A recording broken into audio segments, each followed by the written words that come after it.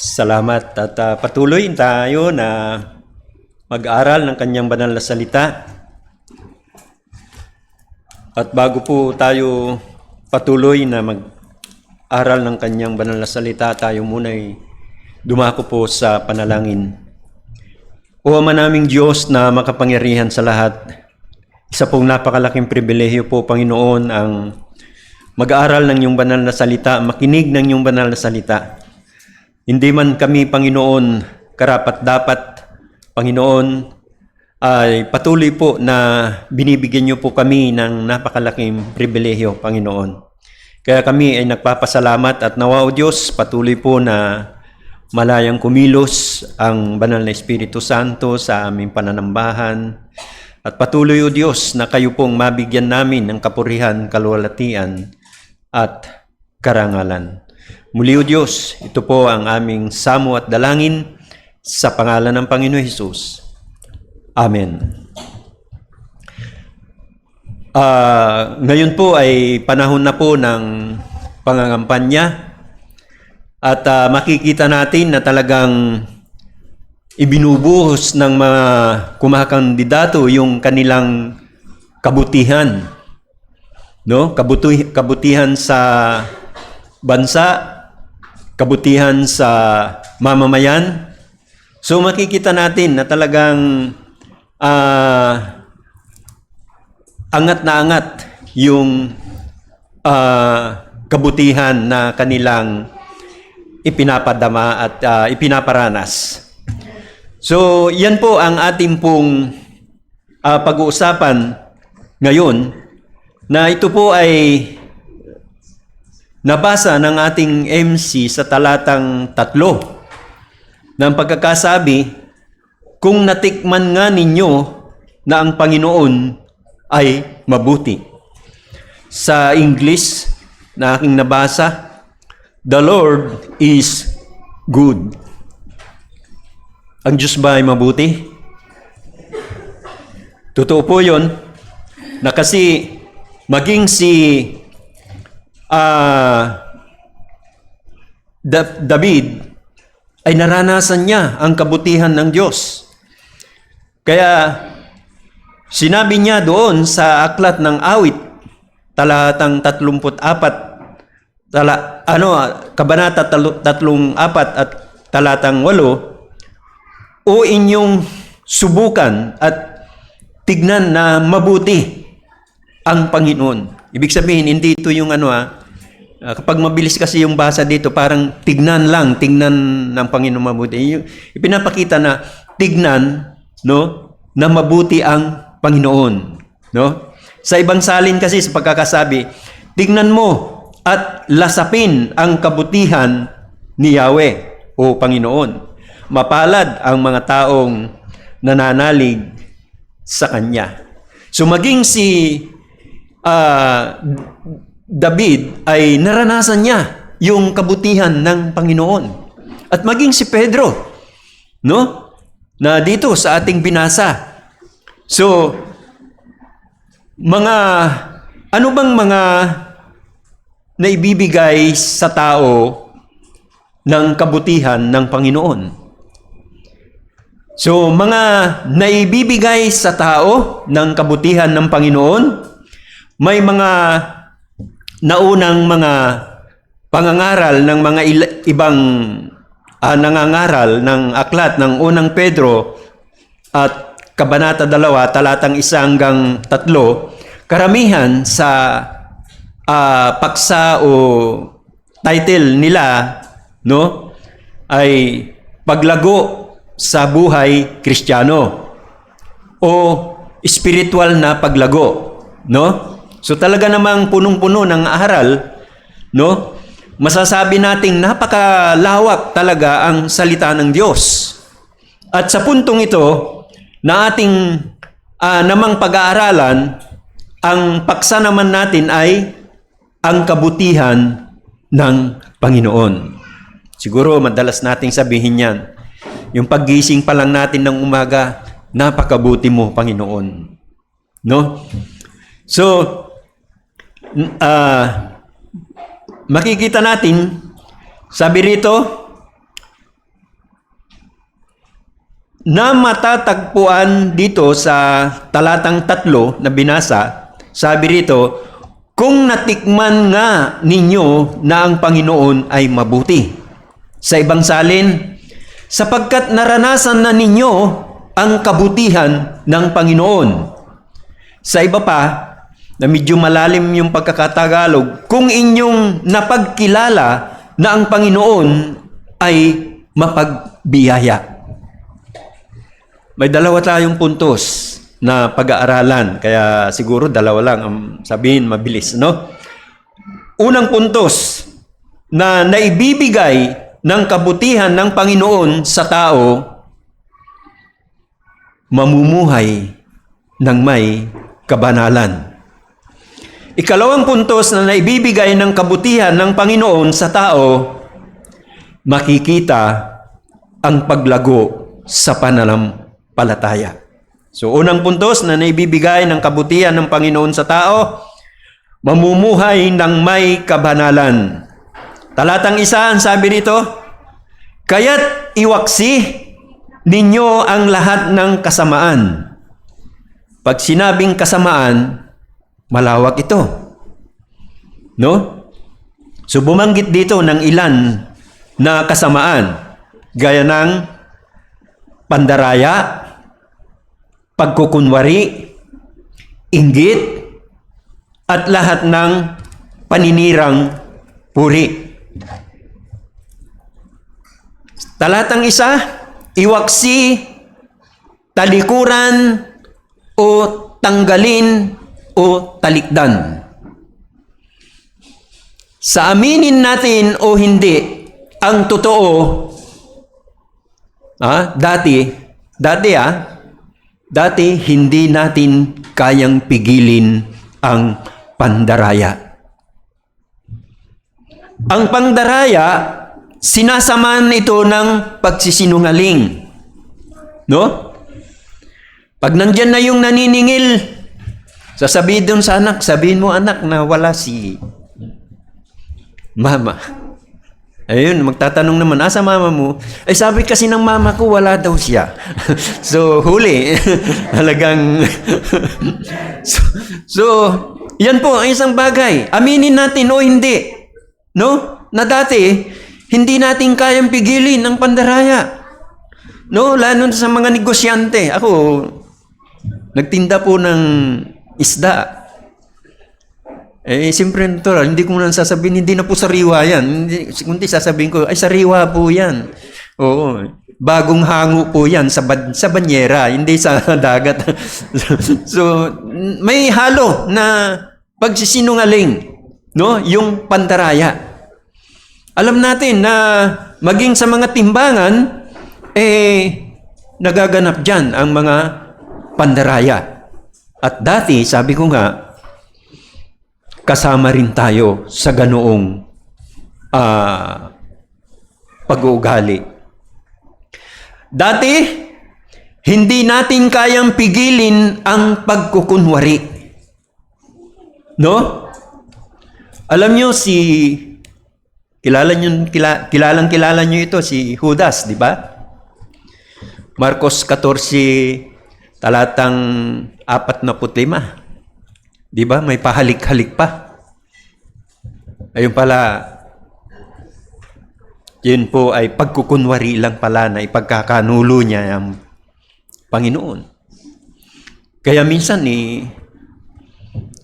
yung pagkukunwari, minsan kaharap mo. No? Kala mo talagang maganda yung pakikiharap sa iyo, pero yung pala, ano lang. Kaya yung iba, sa makabagong pagtawag nila kaplastikan, no? Plastic naman yung aking kausap. Dati, hindi natin kayang pigilin ang alin? Yung inggit. No? Sa inggit, dito rin nagsisimula ang paninirang puri. Di ba? Para lang dahil sa naiinggit, sinisiraan niya. So, alam na alam natin yan dahil dati nga talagang naranasan natin yan. Hindi ko na masyadong palalawakin po yan dahil maging sa inyo marahil may mga karanasan po kayo na dahil dito sa mga binabanggit na pandaraya, pagkukunwari, inggit, no?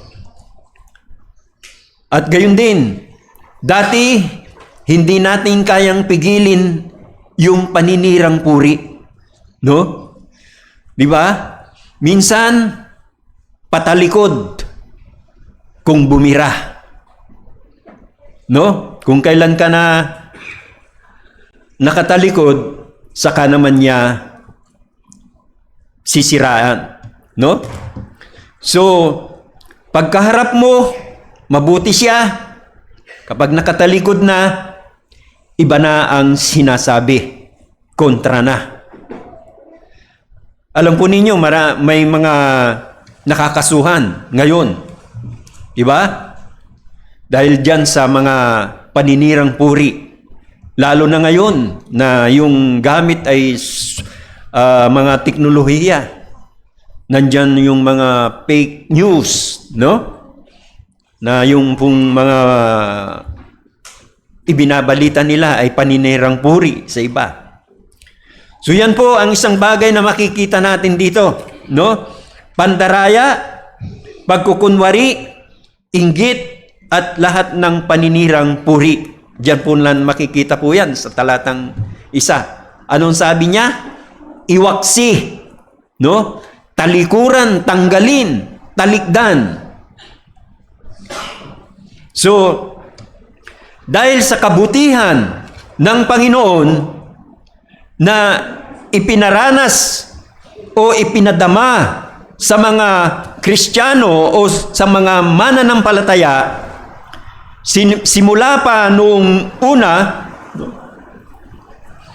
hanggang sa kasalukuyang panahon, medyo listo lang po kayo ng konti kasi baka akala nyo naihiyan na kayo ng daga.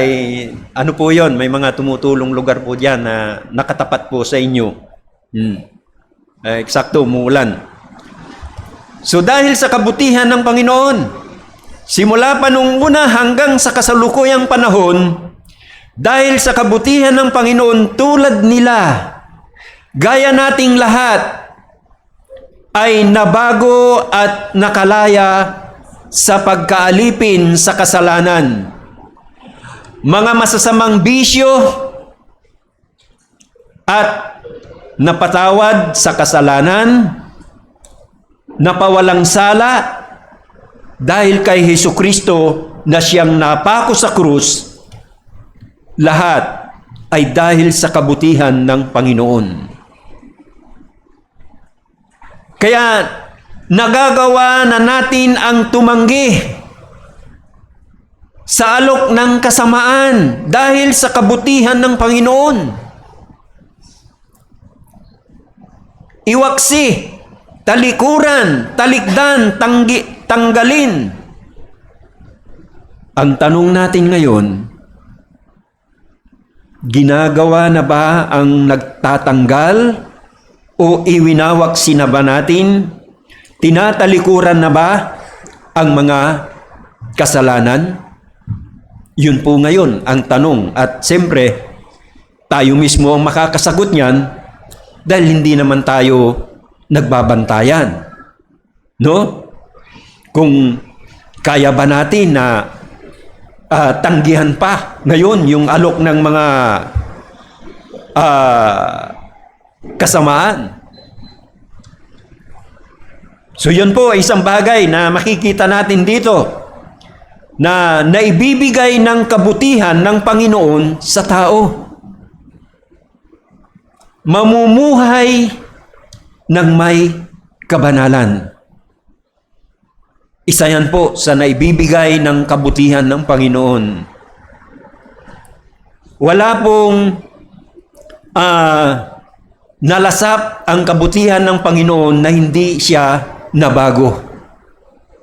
Sabi ko nga, yung mga unang mga alagad. Ayan, si Pedro na. Alam natin, pag sinabing sino si Pedro, ayan ay mapusok na tao.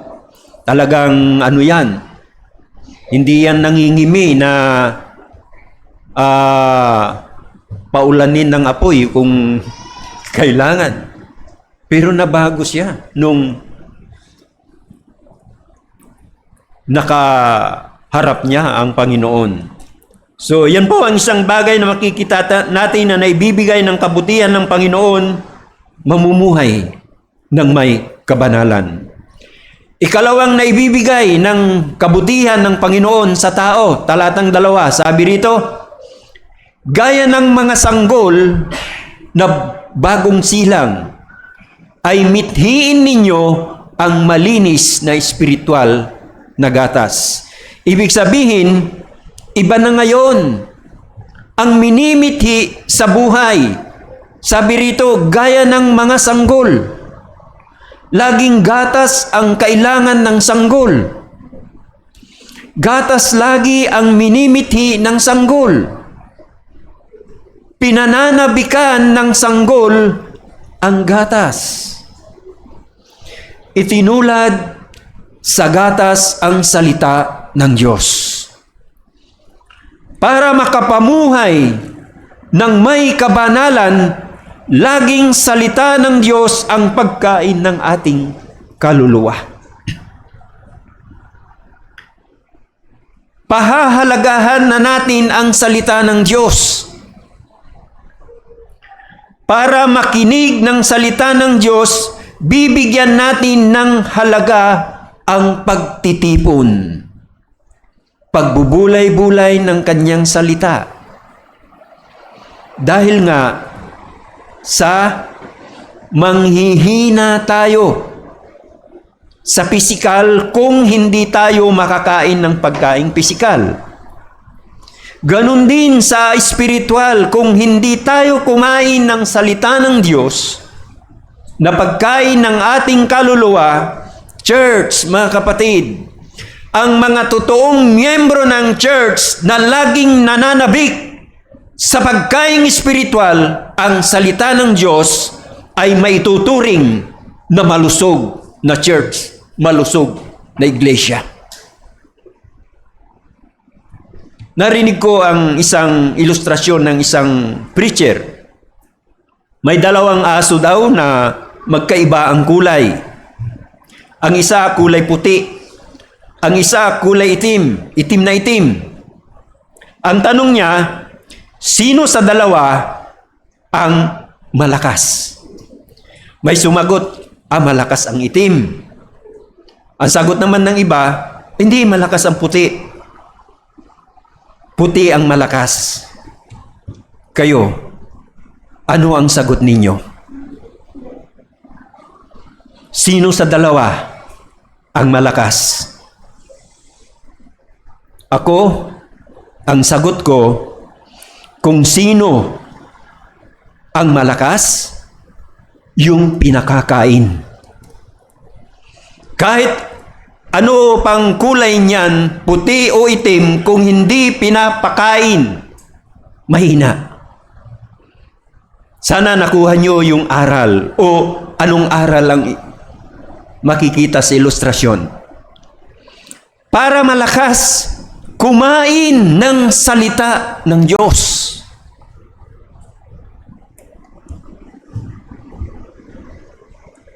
Kaya nga, makikita natin dito na si Pedro mismo ay hinihikayat na gaya ng sanggol, panabikan, manabik tayo sa salita ng Diyos. Paano ba tayo nananabik sa salita ng Diyos? Yung iba, alam nila na gaya sa amin, hindi mo makuha ang mula bagong silang hanggang dito, hindi mo makuha ng kalating oras lang.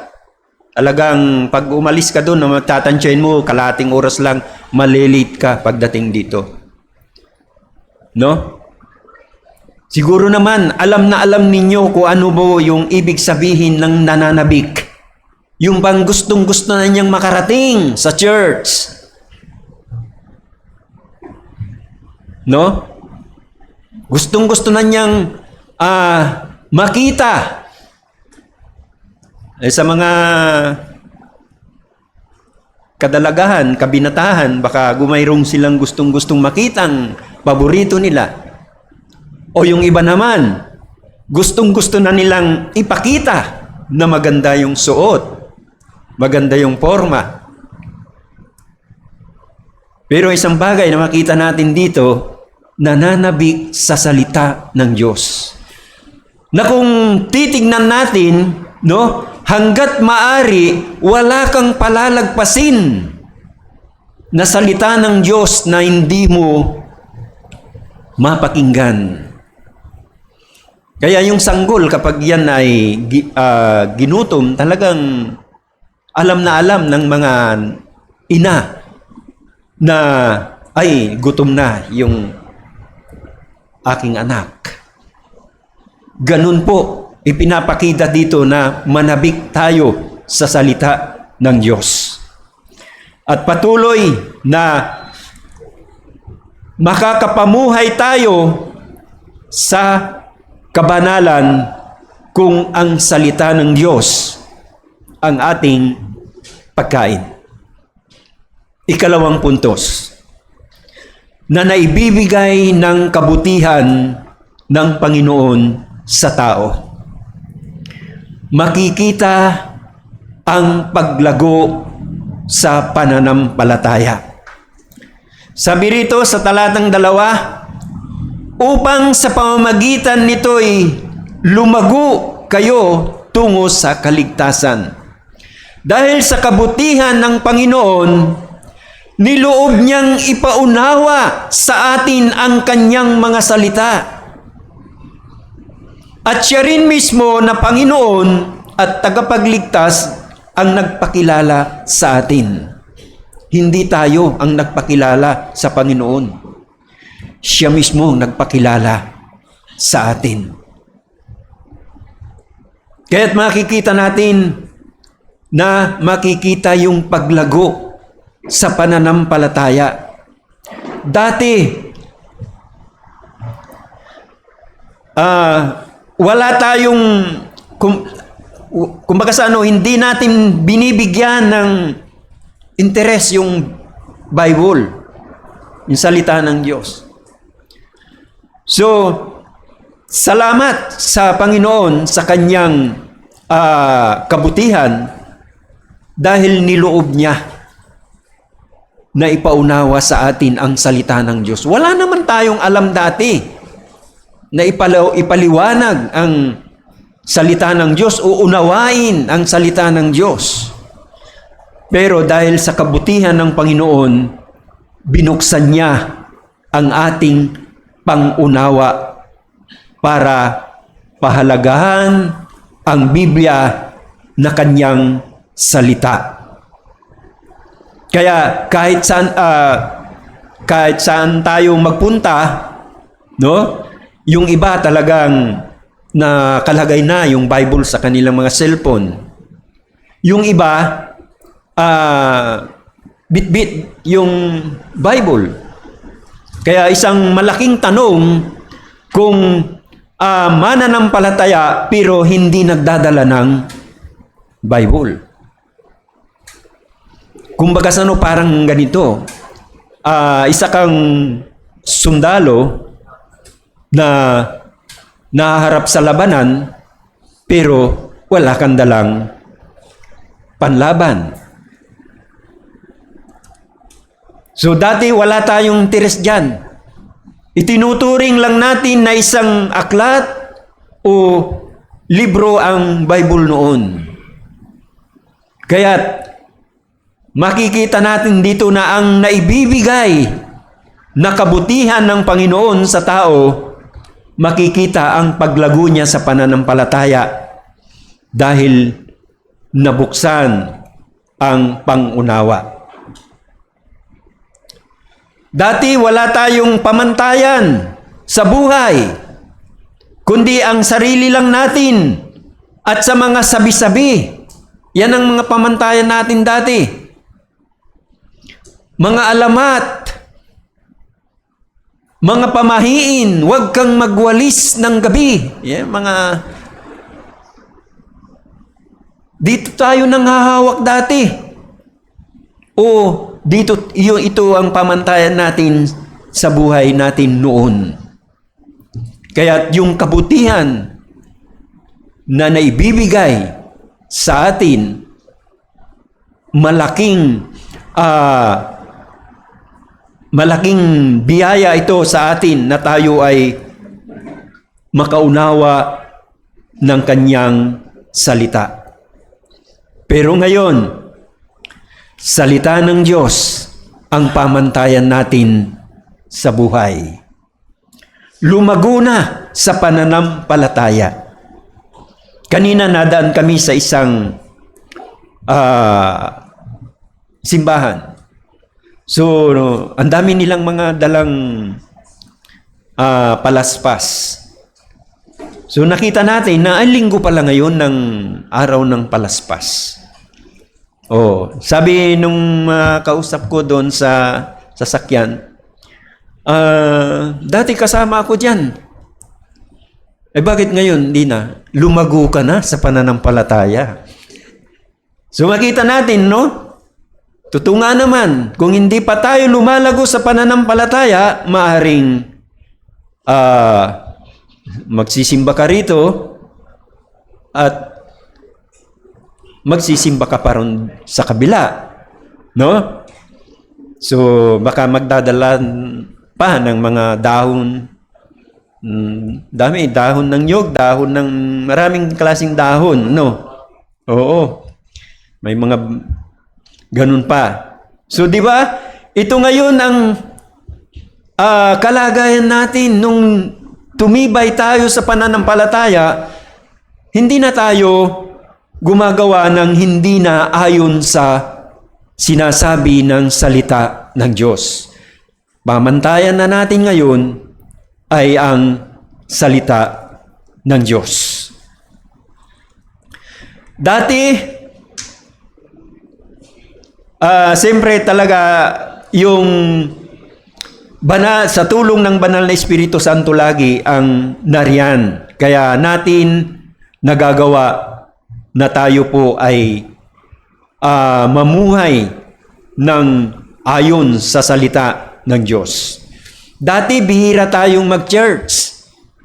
Kung mag-church man tayo noon, minuto lang, kasi naiinip na tayo. O di kaya, papasok ka lang sa church kung birthday mo ngayon.